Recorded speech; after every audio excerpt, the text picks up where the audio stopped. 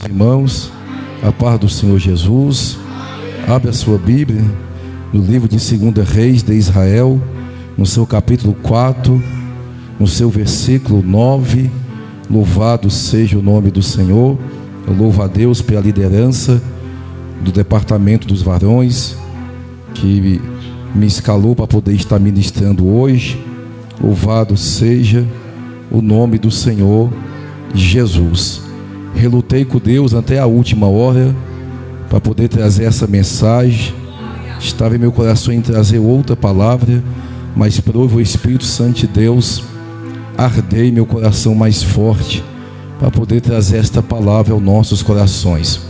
Livro de 2 Reis de Israel, no seu capítulo 4 e versículo 9. Quem encontrou, diga amém. Mas tem que ler a Bíblia da igreja, irmãos, porque tem irmãos que só lê a Bíblia da igreja, em casa não lê. Então pelo menos tem que fazer a primeira leitura na igreja. Diz assim um texto, só um versículo apenas. E ela disse ao seu marido: eis que tenho observado este que passa sempre por nós, é um santo homem de Deus. Vou assimilar novamente. E ela disse ao seu marido: esse que tenho observado, este que passa por nós, esse que sempre passa por nós, é um santo homem de Deus. Pode tomar os vossos assentos. Louvado seja o nome do Senhor Jesus. Meus amados irmãos em Cristo Jesus, redobre a sua atenção alguns minutos a esta palavra. Emprestai os vossos ouvidos para a palavra de Deus, porque eu tenho certeza que a palavra de Deus, quando a ouvimos com atenção e prestamos atenção, ela surge um efeito genuíno em nossas vidas. E os irmãos aqui na MPV sabem que a palavra de Deus aqui neste lugar é a prioridade, e que a palavra de Deus é a maior revelação de Deus para as nossas vidas. O que a palavra não fazer, nada mais é capaz de fazer, porque a palavra é Jesus. O verbo estava com Deus e o verbo se fez carne e habitou entre nós. Então se Jesus é a própria palavra e Ele é o maior que pode reinar em nossas vidas, então a palavra ela tem que ser primordial sobre as nossas vidas. Antes de eu estar entrando neste texto, deixa eu abrir parênteses aqui e trazer para os irmãos, como de costume, no livro de Romanos, o capítulo 12, a Bíblia diz: apresentai o vosso corpo em sacrifício vivo, santo e agradável a Deus, que é o vosso culto racional. Entenda a expressão do apóstolo Paulo. Ele está dizendo: apresentai o vosso corpo em sacrifício vivo. Não é sacrifício morto, é sacrifício vivo. Quem sai da sua casa em sacrifício vivo e vem para o culto, sacrifício vivo da glória, sacrifício vivo da aleluia, sacrifício vivo levanta a mão, sacrifício vivo faz alguma coisa. Por quê, pastor? Porque está vivo. O salmista Davi vai dizer que os que descem à sepultura não podem louvar o Senhor, mas nós que estamos vivos, eu não estou falando vivo fisicamente, eu estou falando vivo espiritualmente, porque nós estamos em um ambiente que é espiritual, e se o ambiente é espiritual, tem pessoas que entendem o que é pregado e o que é ensinado. Então aqui está dizendo de pessoas vivas. Quem está vivo sabe cultuar o Senhor. Quem está vivo sabe o que está fazendo aqui nesta noite. E olha lá, se você está no culto e se você está vivo, você não volta para casa do mesmo jeito. Porque, pastor, culto é lugar de Deus operar, culto é lugar de Deus fazer, culto é lugar de Deus realizar. Ana estava no culto e a madre dela se abriu no culto. Você está no culto, e no culto alguma coisa pode acontecer nesta noite. É para quem crê na palavra, é para quem acredita na palavra. Então creio que nesta noite eu estou pregando para pessoas que vêm cultuar em sacrifícios vivos. santo e agradável a Deus. Meus amados irmãos, estamos diante de um texto bíblico a qual vai nos narrar a história e a passagem bíblica que está falando o profeta Eliseu.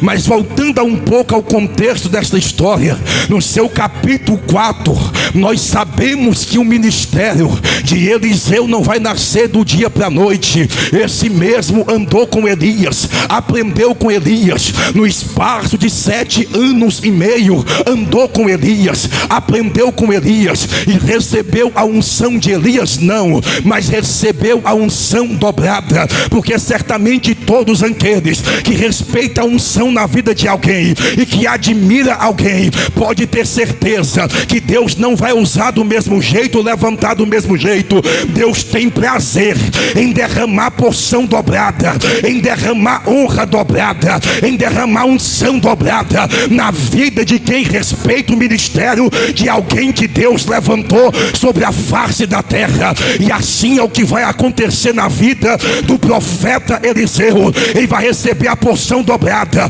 Quando chega na beira do Jordão, nós sabemos que Elias bate a capa, o Jordão se abre, eles passam para o outro lado, os filhos dos profetas estão acompanhando, vem uma carruagem de fogo, leva o profeta Elias, ele vai estar com o Senhor e fica apenas Eliseu, e os filhos dos profetas vão dizer: ei, o que será de você agora? Cadê Elias? Às vezes, para Deus poder levantar Eliseu, Elias tem que sair de cena, para Deus poder mostrar que não é o homem que levanta, que não é o homem quem faz é Deus, quem opera é Deus. A pregação é do pastor Luciano, alguém pode até pensar isso, não, a voz é minha, a voz é tua, mas a palavra é de Deus, e ainda requer respeito, não pelo pastor que está pregando, mas o respeito maior que hoje é pela palavra de Deus. Tem pessoas que não aprendem a respeitar a palavra de Deus que é ministrada, a palavra do Senhor. A Bíblia diz que este Eliseu, ele vai dizer: meu pai, não vou nem entrar a fundo a isso aqui.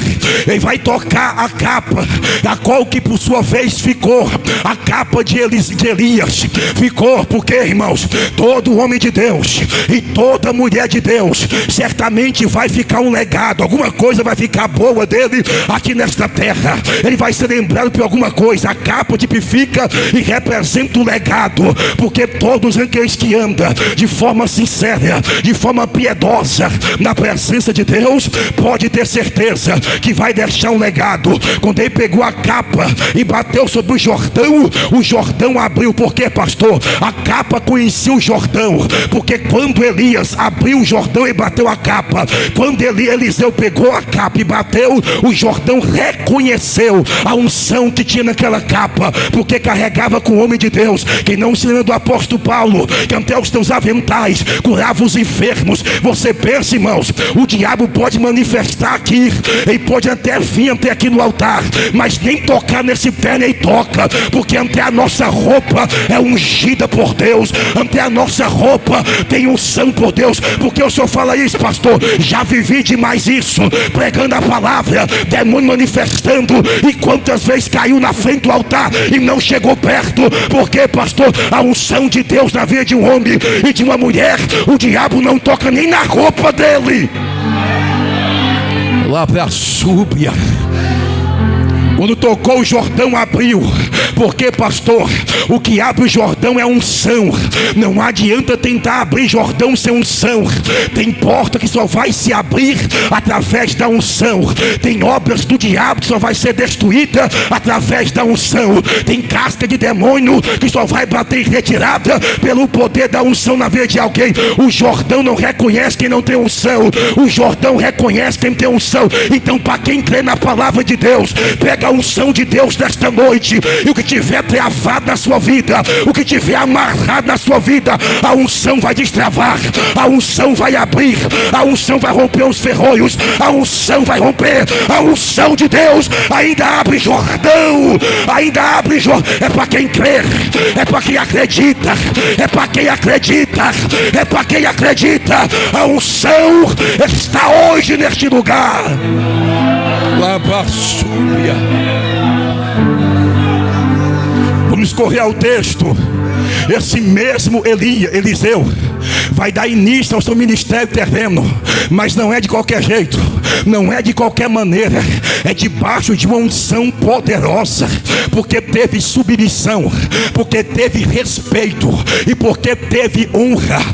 Irmãos, um ministério de alguém que está nascendo ontem, ao modo de 17 anos e meio, ele caminhou com Elias, nascendo ontem, com tanta autoridade, irmãos.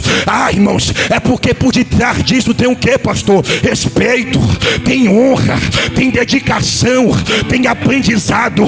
Tem muita gente que quer crescer desrespeitando liderança, que quer crescer desrespeitando unção que Deus derramou na vida de alguém, que quer estar no topo, mas passando por cima de alguém. Não, eu preciso estar no meu quadrado até chegar o momento que alguém vai dizer que unção é essa, e que graça é essa, que virtude é essa. Como é que já tem 2 anos, 3 anos, 5 anos e prega desse jeito, louva desse jeito? O que é isso, pastor? A unção que você respeita é que está sendo respingada sobre a tua vida, sobre a tua casa, sobre o teu ministério. É necessário a gente ter as qualificações que teve o profeta Eliseu. Uma unção a qual muitos admiravam. E diz o texto bíblico, no capítulo 4, uma série de milagres vai acontecer por intermédio do profeta Eliseu. No capítulo 4, os irmãos conhecem e sabem a multiplicação do azeite na casa da viúva, a qual Deus mostrando o amparo para aqueles que buscam o direcionamento de Deus, porque a última palavra nunca foi da medicina, nunca foi de A e de B, nunca foi do diabo.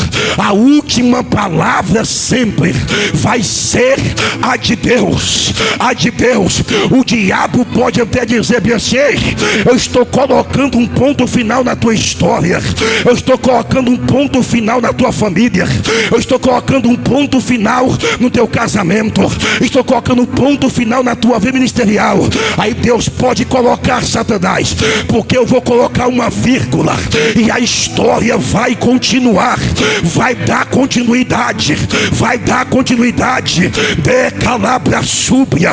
Eu estou pregando para alguém nesta noite que está talvez olhando para um lado e para o outro e dizendo: o cenário é caótico, não tem mais jeito, não tem mais solução. Mas Deus vem com esta palavra nesta noite dizendo: os credores colocou um ponto final na vida da viúva, mas Deus colocou uma vírgula dizendo: a história não vai acabar, a história não vai terminar, a história vai dar continuidade. Porque, pastor, quem escreveu a minha história e a tua história não é quem não nos conhece, não, é quem nos conhece, é quem nos conhece. Quem é, pastor? É quem nos chamou, é quem nos escolheu, é quem nos colocou aqui. Não foi o homem, foi Deus, foi Deus. Ai, ai, ai, ai. E se Deus lhe conhece, e se Deus te escolheu, e se Deus te colocou aqui, quem escreveu a história foi Ele. Você sabia que a sua trajetória, mediante aos altos e baixos, já estava escrita por Deus? Te provo na Bíblia, no livro de Atos dos Apóstolos, no seu capítulo 9, versículo 15. Saulo de Tarso, perseguidor da igreja, massacrava a igreja, e alguém dizia: esse aí não tem jeito para ele, esse aí está terminado.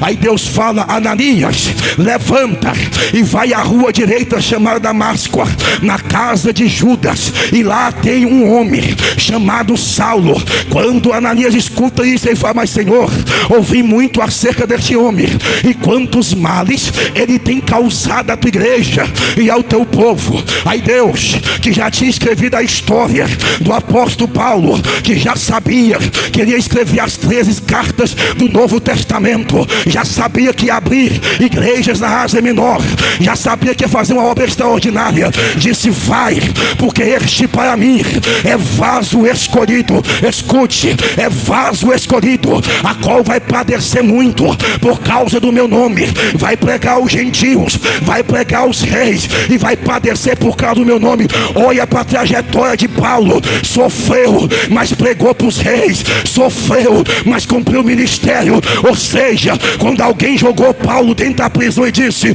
está acabado, está morto, está terminado, aí Saulo, que certamente pensando, e o Espírito de Deus: acabou nada, rapaz. Sabe por quê? Porque a tua história já foi escrita, já foi escrita, já foi escrita. A prisão não é o ponto final da sua vida, não. A perda, as destruições que vem, não. Porque, pastor, Deus escreveu a história. Eu quero ver quem é que pega Deus de surpresa. Nem Lúcifer, que é mais poderoso que eu e você, pegou Deus de surpresa. Qual é a prova e a luta que pega Deus de surpresa? Vaso escolhido. Essa série de milagres acontece, vai ser encarregada de um certo dia.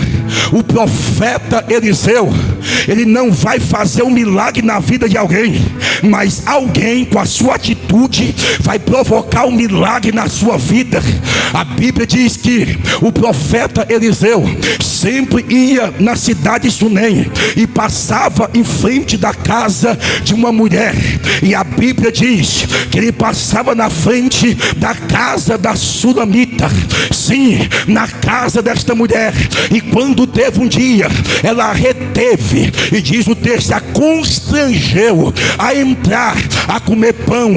Mas antes dela constranger ele a entrar em sua casa a comer pão, ela estava já observando ele, e disse com teu marido: certamente este homem que passa por nós é um santo homem de Deus, é um santo homem de Deus. Ele não tinha só aparência de homem de Deus, ele era homem de Deus. Ele não tinha só verte de homem de Deus, era homem de Deus. Ele não tinha só fala de homem de Deus, ele era homem de Deus. Não, ele era homem de Deus. Carregava consigo um currículo exemplar de um histórico na presença de Deus, vivendo uma vida de comunhão com o Senhor. Então ela constrangeu, a palavra constrangeu, ela insistindo com ele, ela persistindo, dizendo: entra na minha casa, porque alguém pensa que para poder ter profeta na casa dele é só estrelar o dedo. Em nossos dias tem profetas coaches, profetas da Impegraça,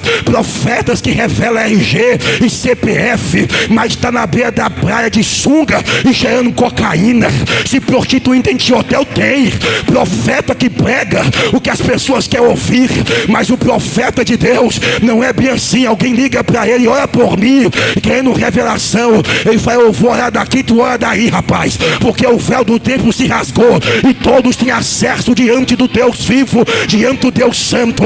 Acabou a moleza, não tem negócio de só querer faz por nós, não. A igreja tem acesso ao santo do santo por intermédio da crucificação de Cristo e da sua ressurreição. Diz o texto que ela o constrangeu, insistiu, e nós sabemos, os irmãos sabem muito bem disso, porque os irmãos é de Bíblia, que no Antigo Testamento o profeta, ele representa Deus na terra. O sumo sacerdote apresenta o pecado do povo a Deus. Profeta aqui está representando a figura do próprio Deus. E o que é isso, pastor? Ela insistindo, ela persistindo: eu quero Deus na minha vida, eu quero Deus na minha casa. Porque você pensa que é fácil, irmãos? Pensa.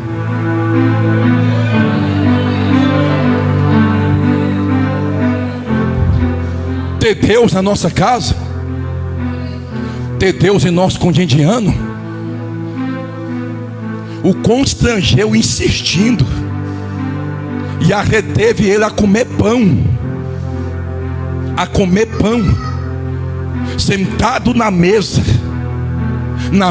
da sunamita, eu vejo a sensibilidade espiritual que essa mulher tem, de olhar para um homem de Deus e saber que é homem de Deus, e de ter a sensibilidade de honrar aquilo que é de Deus, de abençoar aquele que é de Deus. Ela abre as portas da tua casa e oferece pão. Se eu fosse espiritualizar, e vou até correr para não pregar mais de 1 hora, irmãos, se eu fosse espiritualizar, João 6,35, Jesus é o pão que desceu do céu, e todo aquele que alimentar dele não tem fome. Na casa dela não tem contenda, tem pão. Na casa dela não tem divisão, tem pão. Porque a casa que tem pão é diferente. Alguém quando chega nela, o irmão Eduardo foi na minha casa esse final de semana, e ele falou assim: mas João, quando eu pisei o pé dentro dessa casa, eu senti a presença de Deus, eu senti algo diferente. Ele foi para o quarto, passou a tarde estudando a Bíblia, depois foi orar, e o negócio pegou fogo. Porque, pastor, a casa que tem pão tem a presença de Deus, e a casa que tem a presença de Deus tem milagre, tem resposta, tem provisão. Ou seja, casa que tem pão, quando alguém chega nela, não tem espaço para contenda, não tem espaço para fofoca, não tem espaço para isso e para aquilo. Ou seja, toma pão, meu irmão, porque na mesa tem pão, e você me dá pão, eu te dou pão. E se a gente é alimentado na casa dela, eu vou falar, o pão não está aberto, no Salmo 91, em cima da estante pegando poeira, ou aberto em cima do painel do carro pegando poeira, não, ou da estante, não. O pão está na mesa. Porque, pastor, lugar de pão para poder alimentar quem quer ser alimentado é na mesa, é na mesa, é na mesa. Lamaçúria.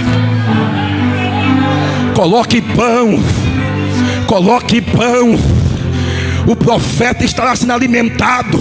A princípio parece uma coisa pequena, e eu acho interessante. Primeira coisa, no versículo 8, ela é alimentada porque está alimentando o profeta. Segundo, ela está acomodando o profeta, acomodando ele. Terceiro, porque ela foi alimentada e alimentou, e ela acomodou. Terceiro, ela vai gerar milagre dentro da sua casa. Porque, pastor, aparentemente servir pão é uma coisa pequena, mas através daquilo que você serve com amor, vai se tornar algo grande sobre a tua vida. Porque, pastor, você não precisa começar com grandes coisas, começa com coisa pequena, mas sendo fiel. Ela tinha a visita dele, ele ia para casa, cumprir a sua missão, e ela achava boa a sua visita, porque a visita de Deus é boa. E muitos gostam quando vem num culto, alguns quando ouvem o louvor, alguns quando ouvem a mensagem, sente arrepio, sente uma presença diferenciada. É bom, a presença de Deus é boa. E é bom, se é bom sua visita, imagina a habitação dele. Quando é um certo dia, ela tem capitalismo, ela tem dinheiro, e ela vai usar o que ela tem para poder investir na obra de Deus. Ela chama o teu marido, chega ao consentimento dizendo: vamos fazer um quarto no andar de cima, em cima do muro, para este profeta, para sempre que ele vir para cá e se hospedar, ele habitar. O esposo entra em concordância com ela, porque coisa boa é um lar que tem concordância. Coisa boa é um lar que vive em união. O dinheiro é dela, ela é rica, mas antes dela usar o dinheiro, ela vai falar com o esposo. E o que é isso, pastor? Comunhão. Entendendo que ela ela tem, mas tem um sacerdote dentro da casa. Ela entende, compreende, faz o papel do livro de Provérbios, capítulo 14. A mulher sábia edifica o seu lar, a tola a destrói com as suas próprias mãos. A mulher sábia é a coroa do seu marido. A mulher tola é a vergonha do seu marido. Esta mulher não é vergonha para o seu marido. Por que, pastor? Porque ela é sábia. Ela é sábia e tem a sensibilidade de ouvir o Espírito de Deus. Ela constrói, ela faz o quarto, e oxalá que ela faz no andar de cima.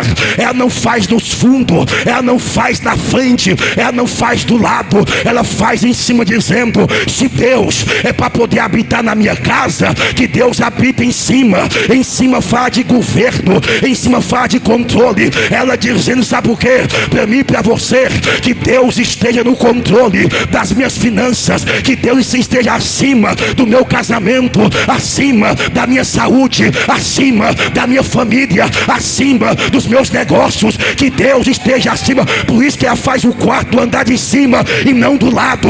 Tem gente que põe Deus do lado, não. Tem gente que põe Deus na frente, também não. Tem gente que põe Deus atrás, também não. Põe ele em cima, porque quem está em cima está vendo tudo do que está embaixo. Ele está dizendo: ele está em cima, ele vê tudo. Se eu louvo, ele está vendo. Se eu minto, ele está vendo. Se eu adoro, ele está vendo. Se eu faço, ele está vendo. Se eu não faço, ele está vendo. Ele vê, ele sabe, ele sei, ele alapa.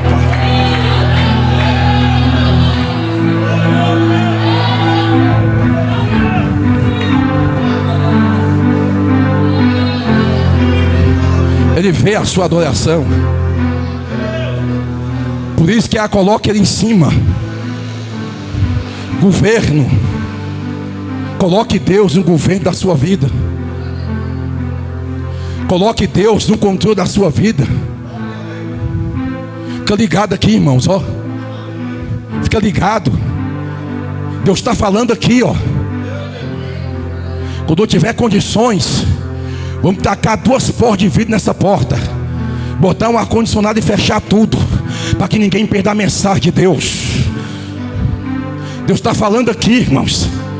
Por isso que tem gente que não muda de vida, porque não presta atenção no que Deus fala, não ouve, não executa, não coloca em prática, fica distraído, com a mente ligada em outras coisas.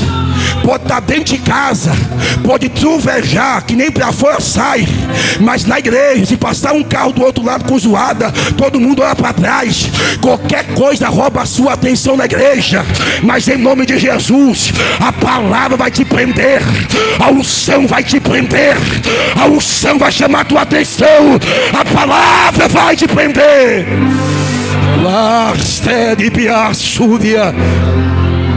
Coloque Deus no governo. Quer continuar quebrando cabeça, tentando resolver tudo do teu jeito, da tua maneira? Coloque Deus acima. Se der errado, Ele está no controle. Se deu certo, Ele está no controle. Quem coloca Deus em cima sabe em quem está confiando, sabe em quem está a sua confiabilidade, sabe que está nele. Se deu certo é Ele, se deu errado é Ele.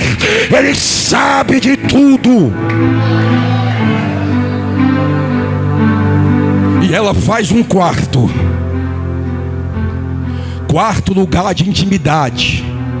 Mateus capítulo 6, versículo 6. Entra para dentro do teu quarto, fale com o Pai em secreto, que em secreto o Pai vai te responder. Muitos perderam esse hábito de ter secreto com Deus, cantinho com Deus. Um dia eu fui na casa de um irmão e eu achei interessante, porque quando um pastor chega para poder visitar alguém, um novo convertido ou quem vem para a igreja, eles querem receber bem o pastor até mais do que Deus, a casa dele, no cotidiano dele. Aí pega a melhor cadeira, aí tem um bocado de pão, café, refrigerante, bem monte de coisa. E eu cheguei um dia na casa desse irmão, e eu vi uma cadeira de um cantinho e um tapete. Quando eu fui, sentei e falei assim: ô pastor, aí não senta não, nesse canto aqui não, Porque esse cantinho aqui é meu e de Deus. A cadeira está aqui, o tapete está aqui, é meu canto, eu e Deus. Aqui nem pastor tem prioridade, regalia nenhuma, aqui é Ele. Aqui é meu e Deus. Se os crentes entendessem o poder que tem o cantinho secreto, irmãos. Para alguns é o sofá da casa, da sala. Outros é a beira da cama. Mas tem que ter um lugar que você ora. Tem que ter um canto que você separa. Que você pega o celular, deixa de canto, deixa todo mundo de lado, e você vai lá. Ou você senta, ou você dobra o joelho. Não importa se você senta ou se você dobra o joelho, mas tem este hábito. O que esta mulher está fazendo, que é ensinando para mim e para você, que para poder ter Deus em nossa casa como um habitante, tem que ter o cantinho de Deus, tem que ter o quarto. Porque muita gente perdoa a intimidade de sua casa com Deus, mas o que ela está transmitindo para mim e para você é: tenha intimidade com o Senhor na sua casa. O quarto é o lugar secreto que muitos têm perdido, que muitos têm deixado de lado. Aí Deus não habita mais. Ela tinha Deus como visitante, ela gostou. Ela falou assim: chega de receber visita domingo à noite, chega de receber visita na quarta noite, chega de receber visita na sexta noite. Eu quero Ele na minha casa, eu quero ir habitando.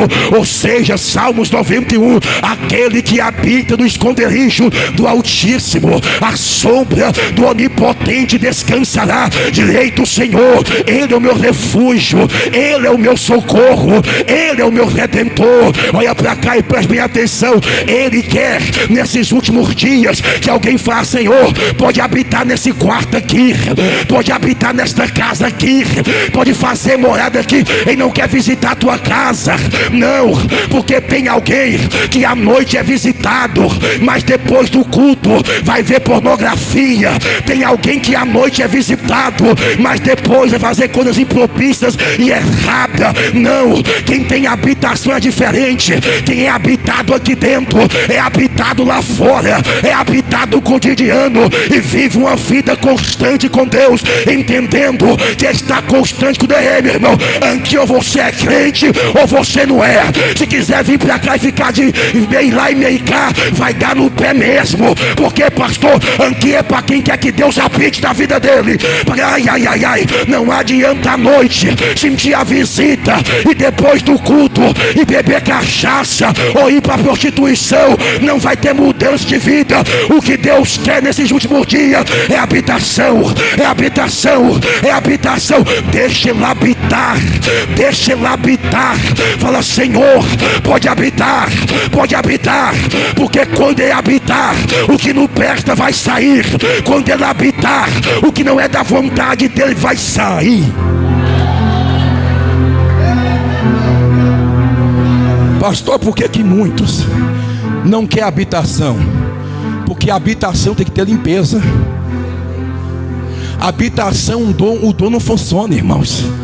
O dom só funciona sem habitação.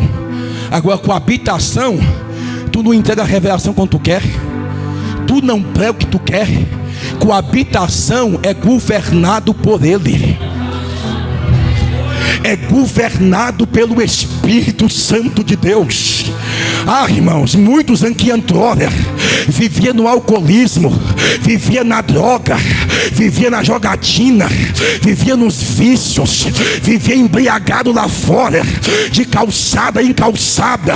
Mas quando veio para a presença de Deus, eu quero crer que está se cumprindo o que está escrito em Efésios 5,18: não vos embriagueis com vinho, que há contenda, mas sejais embriagado com o Espírito Santo de Deus. Andrória, eu era embriagado com a bebida, hoje eu sou embriagado com o Espírito de Deus. Vai para 19 anos que eu não perdi essa graça. O fogo só aumenta. Porque, pastor, eu não deixei de orar, não deixei de ter uma vida com Deus. Porque, pastor, pode o inferno se levantar. Se você está posicionado, o inferno não vai te calar, não vai te parar, porque você está posicionado. A pergunta é: aí é lugar de visita ou lugar de habitação? Deus tem visitado ou Deus tem habitado? aonde Deus está habitado, você é constrangido o tempo todo com aquilo que não é da vontade dele. Quando é um certo dia, não vou nem entrar nesse detalhe, mas um dia eu quero trazer essa mensagem, apenas o quarto, que é outra mensagem, porque no quarto tinha cama, tinha mesa e tinha um candeeiro aceso, tinha uma lamparina acesa. Mas aqui já é outra coisa, outra história, outras revelações. Mas quando é um certo dia, o profeta é constrangido. Ela não pediu, ela não falou mindar. Ela tem sonhos, ela tem projetos, mas os sonhos e os projetos estão enterrados. A frustração decorrer dos anos levou ela a não acreditar mais que um dia poderia ser realizado na vida dela o que ela estava desejando ter, devido às frustrações, à decepção. Quando é um certo dia, o profeta manda chamar ela. A primeira vez chamou, ela se colocou diante da porta, e ele falou bem assim: o que eu posso fazer por você? Tem nos tratado com tanto desvelo, com tanto cuidado. Ou seja, ela fez o que ela nunca tinha feito antes, e agora está para receber o que ela nunca antes tinha recebido. Quando ela servia pão, ela tinha o profeta dentro da casa. Quando ela constrói o quarto, agora ela vai ter um milagre maior. Porque quanto mais tu faz para Deus, mais tu vai receber. Quanto mais tu se entrega para Deus, mais você vai receber. Ela vai dizer bem assim: de nada eu tenho falta, porque eu já habito no meio do meu povo. Essa sunamita, quando ela fala de nada eu tenho falta, a gente sabe que ela tinha falta. O esposo era velho, ela não poderia gerar filhos, ela tinha falta. Mas é ela dizendo: na presença de Deus, todas as minhas faltas e necessidades são supridas pela presença dele. Já parou para poder pensar que o crente tem menos do que o ímpio e é mais feliz do que ele? O crente pode passar por luta, mas sempre está rindo, sempre está regozijando, porque a presença de Deus supre todas as nossas necessidades físicas e materiais. É isso que ela está dizendo: de nada eu tenho falta, porque a presença de Deus supre todas as minhas necessidades. Escute, por isso que eu não admito um crente que vai carregar a presença de Deus e vive murmurando, vive reclamando e questionando, e às vezes não tem nem motivo para isso. Porque o dia que tem motivo de verdade, vai entender o que é luta de verdade. Não tem motivo. Quem carrega a presença de Deus pode ser estéril. Alguém pode dizer bem assim: não gera, não presta para nada, e ela está dizendo: não tenho falta de nada, porque carrego a presença de Deus. Ela vai para casa. Geazias está do lado do profeta Eliseu e vai dizer bem assim: olha, eu tenho observado que esta sunamita não tem filhos, e que o esposo é avançado de idade. E o que é isso, pastor? Às vezes Deus sempre coloca alguém para andar com a gente, porque às vezes o que eu não estou vendo, alguém que está do meu lado vai ver. Mas vai ver não é para fracasso, vai ver é para vitória. Vai ver para poder incentivar, para poder ajudar alguém a gerar, ou ajudar alguém a receber o milagre. Quem está do lado dele é Geazi. O histórico dele não é nem de uma pessoa espiritual. Às vezes tem alguém que te conhece, que anda contigo, que não é nem tão espiritual como você, mas para um pouco e escuta, para um pouco e ouve, porque às vezes está enxergando o que você não está enxergando. Aí vai dizer: eu tenho observado. Ele falou assim: pois mande chamar ela de novo. Ela vem, se coloca diante da porta. Observe que ela não entra dentro do quarto aonde está o profeta, que representa, que tipifica Deus. Se o profeta representa Deus, você vai ver o decorrer da contextualização do texto que Geazi vai representar por um certo momento de tempo o Espírito Santo de Deus. Se coloca ante a porta, ele vira para ela, e a pregação da noite é essa: ao tempo da vida, ao tempo da vida abraçarás um filho, ao tempo da vida darás a luz e vai abraçar um filho. Talvez alguém pensou naquele dia: impossível, já tem anos que eu estou ouvindo pregação, profecia, revelação e nada acontece. O que não acontece antes vai acontecer agora. Porque, pastor, antes não tinha sunamita dando pão para o profeta, antes não tinha um profeta dentro da casa dela, antes não tinha quarto construído para o profeta, antes não tinha mesa da comunhão, antes não tinha porta aberta. Entra, Deus, transforma, limpa tudo. Agora tem Deus dentro da casa, tem Deus na intimidade, tem Deus no controle. Quando Deus assume o comando, aí é diferente. A mensagem que não surgia efeito antes, vai surgir efeito agora. Porque o problema não está na pregação, não está no profeta, não está na igreja. Quem vive pulando em gai e botando culpa em A e em B e em igreja, é porque não teve um encontro verdadeiro com Deus. Porque, pastor, a culpa não está na pregação nem no profeta, está nela. O dia que ela vai se posicionar, ela vai receber da parte de Deus.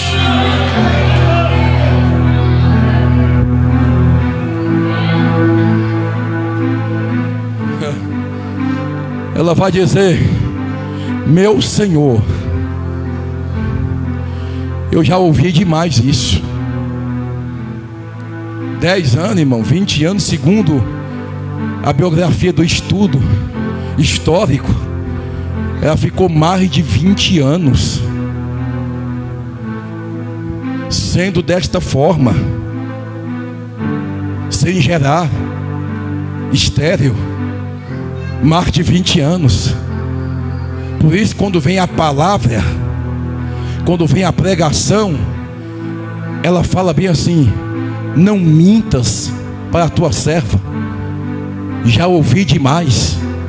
Tem gente que ouve tanta mensagem linda da parte de Deus. Nós aqui, a MPV, 90% dos irmãos prega. E quem prega nesse altar tem a convicção que Deus deu a palavra, orou, jejuou. Um dia perguntaram para mim, perguntaram também para o diácono Daniel: qual é o segredo que tem a MPV? Por que tantos pregadores?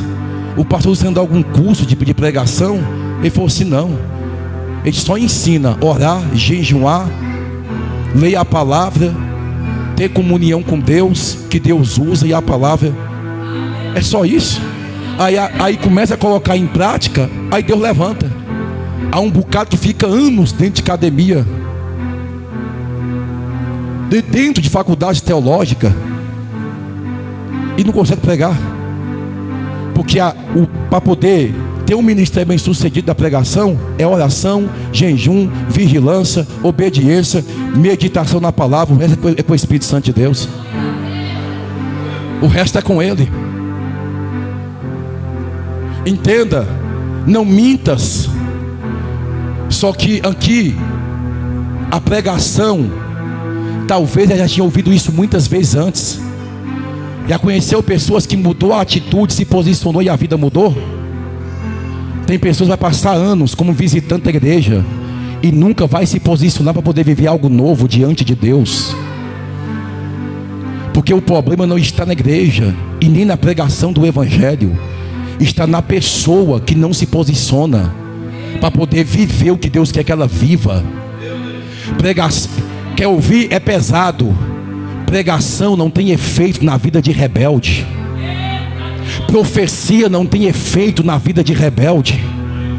Mensagem de Deus não tem efeito na vida de pessoas rebeldes. Quando a pessoa se posiciona e começa a vivenciar, pode até dizer, sair do culto dizendo não vai acontecer nada, mas só do fato de se posicionar e começar a orar, começar a buscar e ter uma vida com Deus, a mensagem começa a surgir efeitos sem você perceber. Você começa a viver o que Deus está falando por meio da pregação. Aquele culto, para ela, não teve muita importância, porque aparentemente a mensagem até confrontou ela, ao ponto que ela disse: não mintas para a tua serva.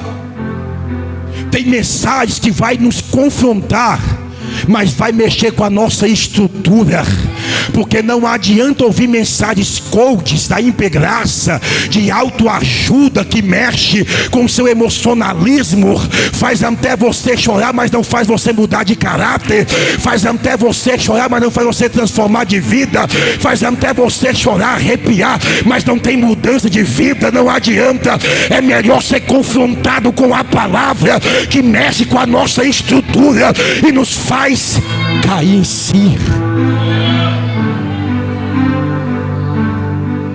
Não mintas a tua serva. Ela foi para casa, porque para muita gente é só mais um culto de quarta, é só mais um culto de sexta, é só mais um culto de domingo, é só mais... Não. Culto está mudando vidas de pessoas. Escute. Ela vai para casa, ela não caiu. O texto não mostra ela chorando também não. O texto não mostra ela caindo. O texto não mostra nada disso. O texto mostra ela sendo confrontada. Ela chega em casa, tá tudo normal, aparentemente pela lógica humana. Passa uma semana, passa duas, passa um mês, ela não está vendo nada, mas aquele culto está gerando um milagre no mundo espiritual. O mundo espiritual está em movimento. Passou um mês, talvez pensou, alguém pensou, foi mais um culto, foi mais uma palavra. Passou 2 meses, começou a ver algumas evidências, alguns sinais. Passou 3 meses, aquele culto fez alguma coisa na minha vida. Aquele culto fez alguma coisa dentro de mim. Aquele culto mudou alguma coisa dentro de mim. Aquele culto fez algo dentro de mim. Ou seja, 4 meses, 5 meses, teve a certeza que o culto, enquanto ela estava no lugar certo, na hora certa, ela vai começar a gerar. Vai começar a gerar. E é o que, pastor? O ventre dela foi visitado. Por quê, pastor? Palavra ainda já é milagre. O Senhor falou: ei Pedro, em Lucas capítulo 5, vai lá e lança a rede. Irmãos, milagre não já é a palavra, mas a palavra de Jesus para a vida de Pedro. Ele lançou a rede e puxou cheia de peixe. E o que é isso, pastor? Palavra gera milagre. Palavra gera milagre. A palavra saiu da boca do profeta e foi de encontro como uma flecha ao coração e à mente dela, dizendo: você não crê, mas porque você se posicionou, o que é impossível vai se tornar possível para a tua vida e diante dos olhos de todos. Papai, decalava a súria, decalabai, ribiando ré. Você acredita que Deus ainda abre porta? Você crê que Deus ainda faz o impossível? Você crê que Deus ainda opera? Que Deus ainda faz? Operando Deus, quem impedirá? Ele opera, Ele opera. E quando Ele faz, ninguém desfaz. Quando Ele quer, ninguém faz ao contrário. Quando Ele faz, está feito e pronto e acabou.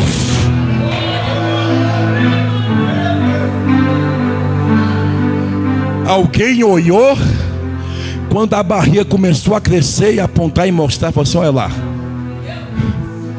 Olha o que o culto faz. Olha o que Deus faz na vida de alguém que resolve se posicionar.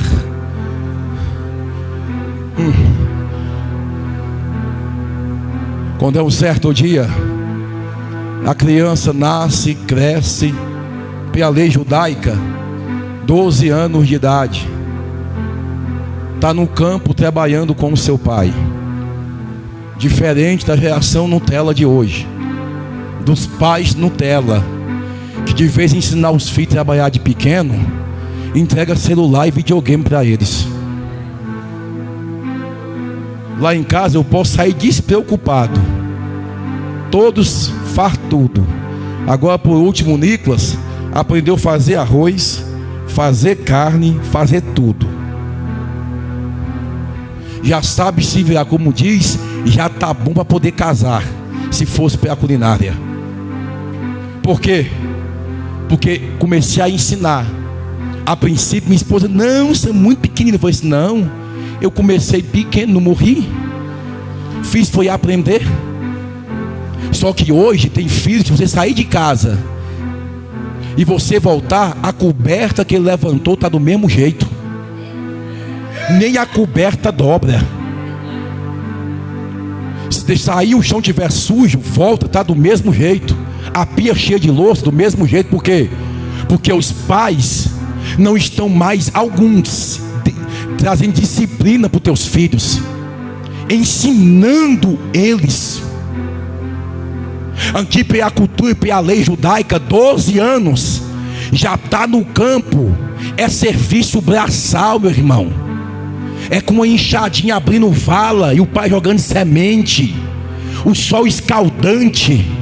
Eu já vi alguém dizendo bem assim, botando culpa: o filho só morreu por causa do pai que botou no sol quente. Trabalho não mata ninguém, forja caráter.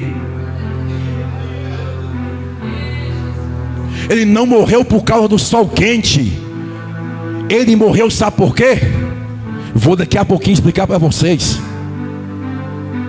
Foi para o campo. Fala, ai minha cabeça por 3 vezes e desmaia. O pai manda o criado o levar até as suas mães, a sua mãe. Agora aqui eu vejo a negligência do pai. Porque se o pai levou ele cedo, a obrigação do pai é trazer ele, vivo ou morto. Negligência de muitos, que deixa as suas responsabilidades por qualquer coisa. Trabalho não está acima da família.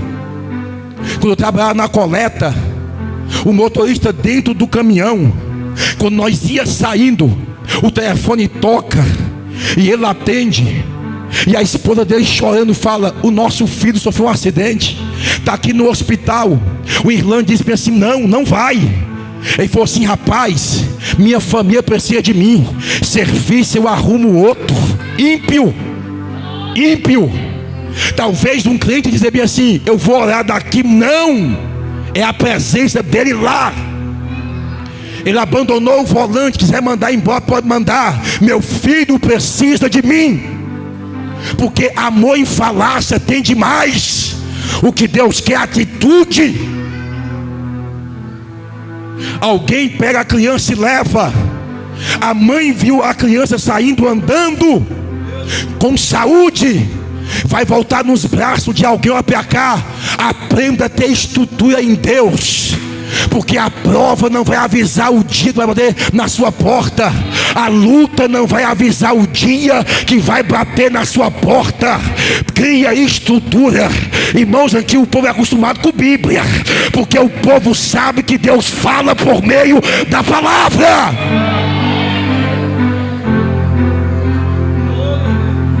Cria raiz, estrutura, porque muitos crentes não têm estrutura. Qualquer coisa quer chutar o balde, quer desviar. Crente que não ora é atribulado, irmão.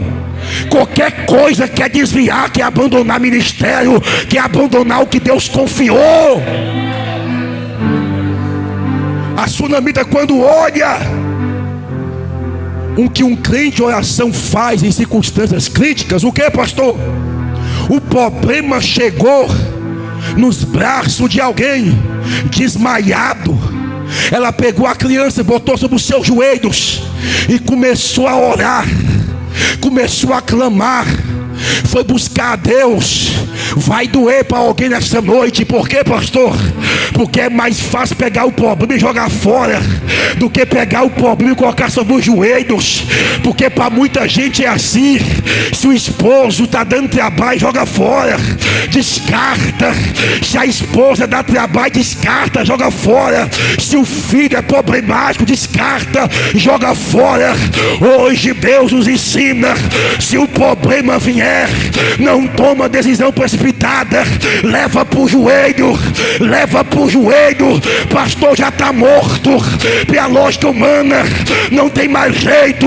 Quando Deus falou comigo neste altar, prega a sunamita, porque o que eu fiz na vida dela, eu vou fazer também na tua vida, na tua casa e na tua história, e vou mostrar que eu sou Deus na vida de alguém que tem vida de oração.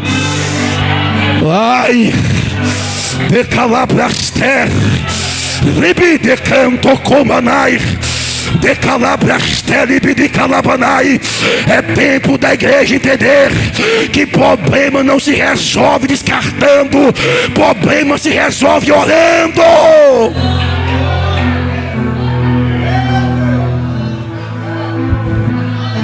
Descarta, joga fora. É melhor, é mais fácil, porque é isso que hoje muitos faz. Ela vai orar até na sua última instância, enquanto ela está tendo força, diz o texto, e está sobre os seus joelhos. Ela está orando de manhã, aí passa 1 hora, 2, 11, quando dá meio-dia, a criança está morta. A criança morre. Aí ela olha para a criança aqui. O que eu faço? O que eu faço? Aí vem um filme. Aí o Espírito, porque quem faz isso é o Espírito Santo de Deus, irmão. O Espírito de Deus vem. Tu pediu ele? Não. Eu prometi e eu te dei. Tu viu crescendo? Quando pegou 12 anos, que começou a dar frutos, morreu. Ao Espírito Santo, tu vai aceitar agora? Porque quando a promessa está pequena, a gente não vê morte, porque o filho é a promessa. Quando a promessa começa a crescer e começa a gerar frutos, o diabo vem e joga a seta, e a promessa morre. Agora você vai aceitar o que você não pediu, mas Deus deu, o diabo levar? O diabo carregar? Você vai... Irmão, quem tiver agoniado pode ir para casa. Quem tiver agoniado pode ir para casa. Não se preocupa não, porque tem alguém que está ouvindo a voz de Deus. Eu não vou parar não. Lavassúria. A promessa começou a aparecer e alguém, nossa, a promessa está dando fruto, está trabalhando, está gerando. Ao diabo, peraí, eu tenho que fazer alguma coisa para poder parar esta promessa, porque se essa promessa continuar do jeito que está, vai ser uma bomba nas mãos do diabo. Muitas almas vão ser alcançadas, vão ser tocadas.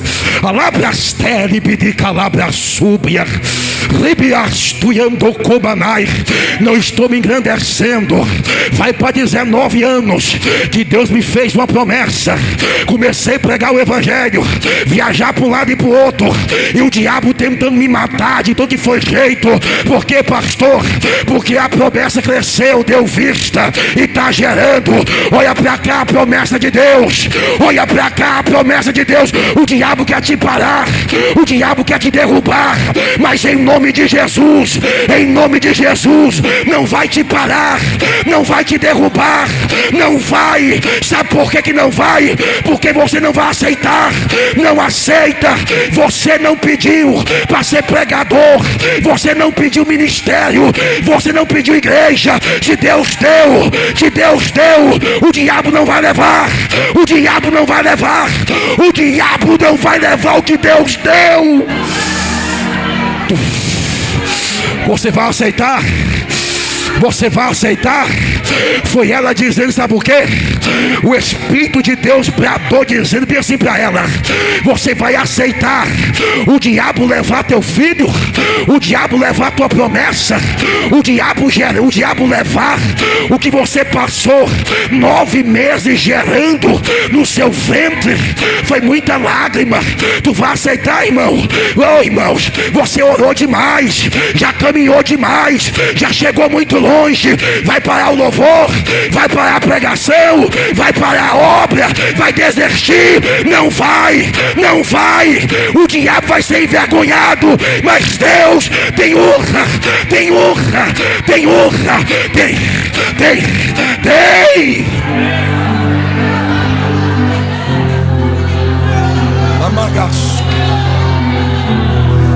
Amagacé.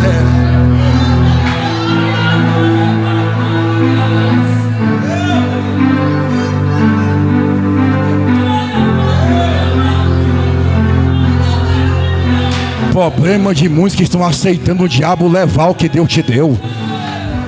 Tu sabe por quê?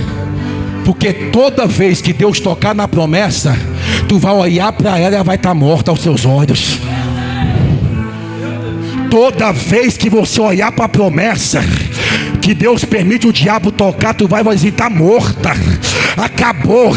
A mulher olhou para a criança, a razão gritou dizendo: chama as carpinteiras, chama os flautistas, vamos fazer o funeral, vamos fazer o cortejo fúnebre, chama todo mundo. A razão olhou e disse: acabou. Mas o Espírito de Deus bradou dizendo, sabe o que? Quem ora, o milagre pode até não vir imediato, o milagre não pode acontecer na mesma hora, mas uma coisa é certa: a oração te dá o direcionamento para receber o milagre. Quando você levanta da oração, já aquela voz dentro de você queimando: levanta, faz isso e faz aquilo. E o que é isso, pastor? É a oração te dando direcionamento para receber o milagre. Ela levantou e o Espírito de Deus bradou por causa da oração. Ela pegou a criança, escuta isso aqui, ela pegou a criança e foi para cima. Porque, pastor, o que a terra não resolve, o céu sempre vai resolver. O que a terra não faz, o céu faz. Ei, pega o teu problema, leva para cima, porque lá de cima vai vir a resposta, o socorro, a providência, o milagre. O que a terra não faz, o céu faz. O céu está em movimento. O céu está em movimento nesta noite. Os céus está em movimento.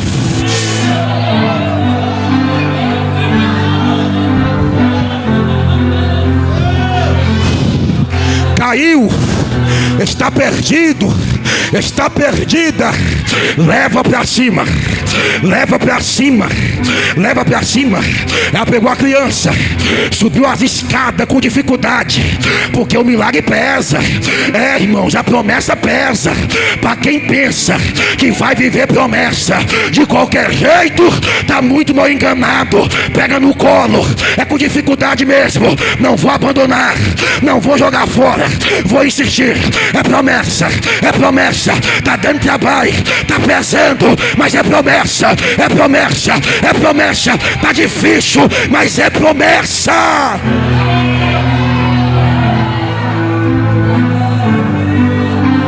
O emprego tá difícil, lembra que a promessa leva ela. Palavra certa. A família tá difícil, lembra que a promessa leva ela. Leva. 7 minutinhos, vou pro corpo final. Chegou no quarto. Aqui é a porta. Escute, quando ela chegou na porta, as lágrimas descendo, chorando, as lembranças, Lamagassúria. Aí o Espírito de Deus lembra que eu te dei 2 oportunidades para tu entrar aqui dentro sem estar com o filho nos braços. Lembra que eu te dei a oportunidade de poder entrar onde Deus estava te chamando? Porque por 2 vezes o profeta chamou ela. Isso aqui é a Deus dizendo: entra no quarto enquanto tudo vai bem. Eu quero mais intimidade contigo. Eu quero mais intimidade. Entra aqui no quarto. Eu quero te limpar. Eu quero mostrar o santo do santo de perto. Eu quero ter experiência contigo. Entra no quarto. Mas não, por 2 vezes ela ficou na porta. E agora, pastor, ela está com a criança nos braços. E aonde ela não entrava, aonde ela não entrou, a dor, o desespero vai fazer ela entrar. E o Senhor falou comigo: vai esperar eu tocar no teu filho, vai esperar eu tocar em quem tu ama, vai esperar. Eu não vou perder a promessa pro diabo, porque a minha palavra não volta atrás. Nem que você entre para dentro do quarto da intimidade com o teu filho nos braços, mas vai entrar. Deus não vai te perder. Libidica lá para da gás.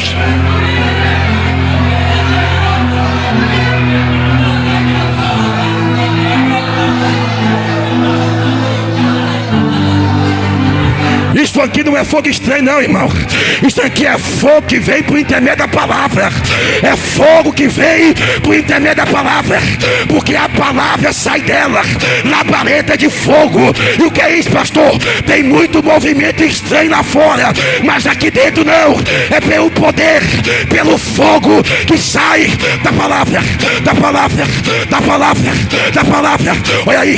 Olha aí. Quem é de palavra está assistindo o fogo dela. Sinta, vai. Sinta. Calá vai. Decalabra súria.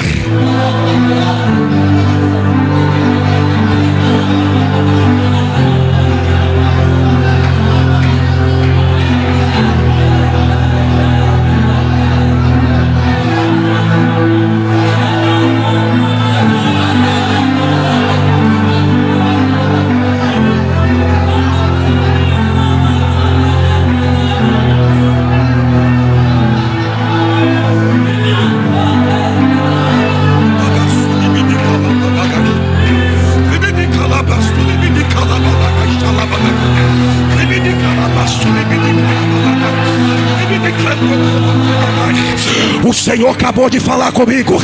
Olha como eu movimento no meio da minha igreja. Olha como eu movimento no meio do meu povo. Isso aqui é Deus movimentando no meio da igreja. Isso aqui é Deus movimentando. É Deus passeando. Oh glória, fecha os teus olhos, igreja. Fica olhando para um lado e para o outro não. Alabra, subra, entra no manto. Entra no mistério. Entra na graça.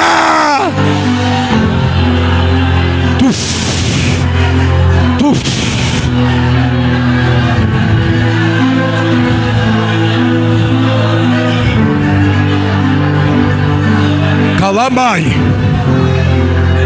Nibidi calamagatu yandoré Nibidi canto rebidi calabagassúria Nibidi clanto clodo clode clavassi Labagashi biando kibidi calabai Labagatu yando rebidi calabai De manhã é biagassúria Ibiando kibiacassúria Sunamita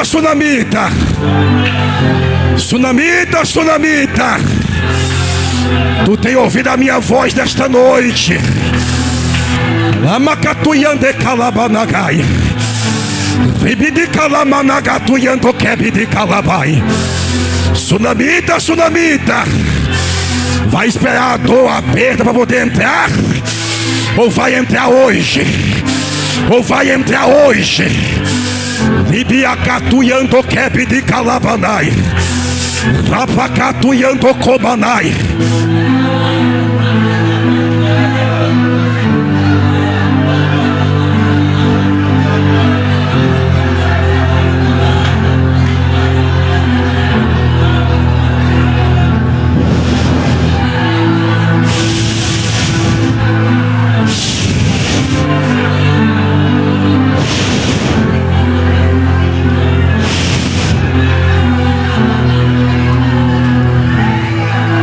Rapasti, amando ré.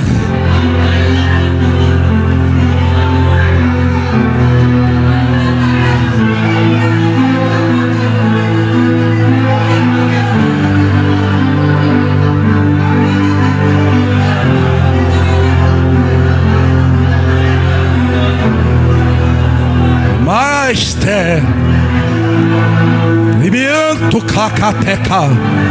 Eu falo com a minha igreja. Eu dou uma palavra ao meu servo. Com alguns eu quero tratamento. A Sunamita precisou de um tratamento. E me canto que fato é. Tem alguns precisando de tratamento. De pranto que a parte que fez. Vai esperar eu tocar. Vai esperar eu ouvir. Vai esperar eu tocar um de dois. De quem? A oportunidade é hoje. Se reconcilia hoje. Traga uma palavra de arrependimento. E me canto que fica. O tempo não é amanhã. É hoje. É hoje. Se arrependa hoje.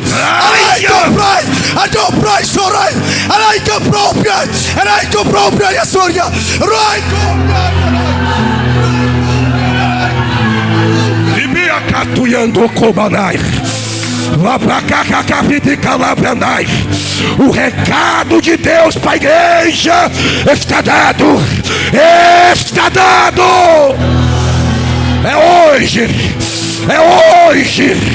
É hoje. É hoje. A cova está aberta. A sepultura está aberta. A sua decisão e posicionamento vai fechar ela.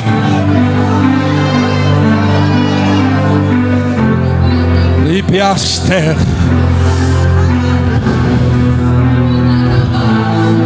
Cinco minutinhos eu encerro. Escute.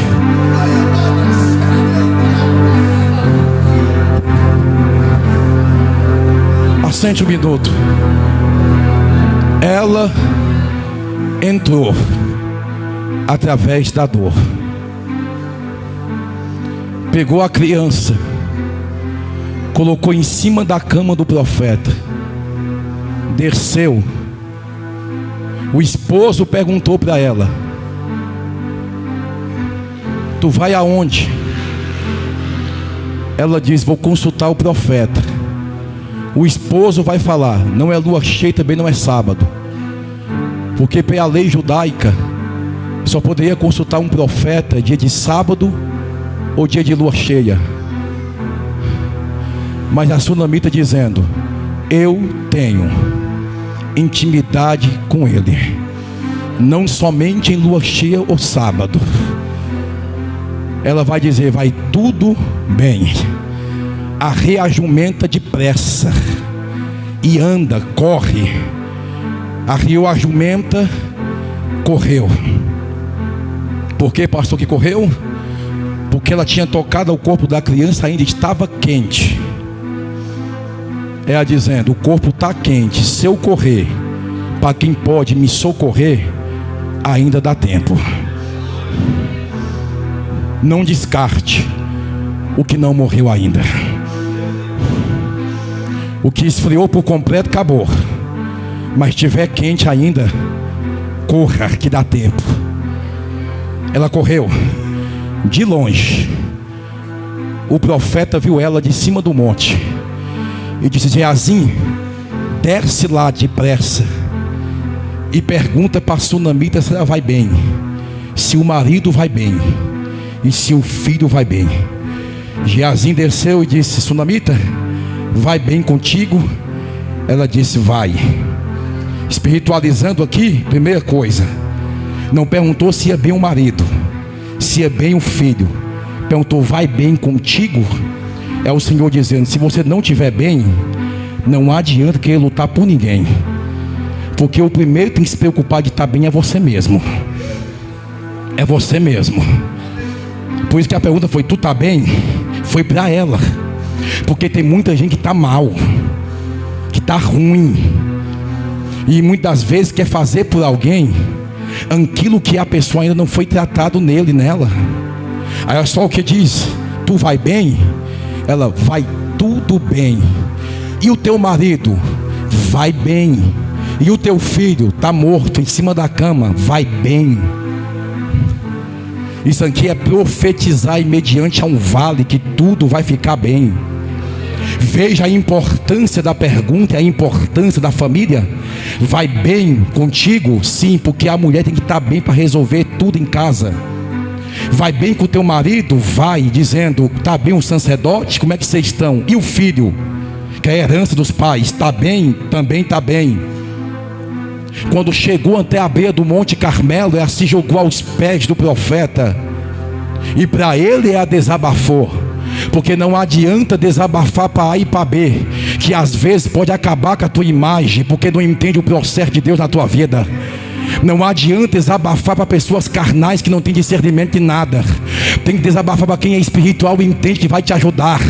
Porque se a conta para Geazi a situação, ele ia jogar um balde de água fria em cima dela, dizendo: então acabou, tá, volta para trás, desiste, larga a mão de tudo. Não. Quando ela chegou e se jogou aos pés do profeta, ela olhou para ele e disse assim: olha, eu não te pedi nenhum filho, tu me destes, e agora está morto. Agora está morto. E vai dizer bem assim: não te preocupa, não, tu está afadigada, Deus não revelou nada para ele. Porque tem muita gente que fica atrás de revelação, mas Deus ocultou ele sendo profeta, não revelou, porque nem tudo Deus vai revelar. E se Deus não revelar, eu fico calado, eu fico em silêncio. Eu não vou abrir a boca onde Deus não abre, eu não vou falar onde Deus não fala, eu não vou dar palpite onde Deus ficou em silêncio. Ele falou, Deus não me revelou, Deus não me mostrou nada que se passa com ela. E ela vai dizer: o meu filho está morto, eu não pedi. Mas ela dizendo: eu não pedi, mas também não aceito que o diabo carrega. Eu não pedi, mas eu também não aceito que morre. Aí vai dizer assim: ei, Geazi, pega o cajado, corre lá, toca na criança. Geazi correu, pegou o cajado, tocou, não aconteceu nada. Porque, pastor, não adianta, irmão. Só funciona cajado na mão de quem tem autoridade e de quem Deus designou poder estar fazendo. Olha só o que diz o texto. Ele voltou e disse: nada aconteceu. A sunamita disse: vive o Senhor, em cuja presença nós estamos, que eu não vou deixar você. Aonde você for, eu vou.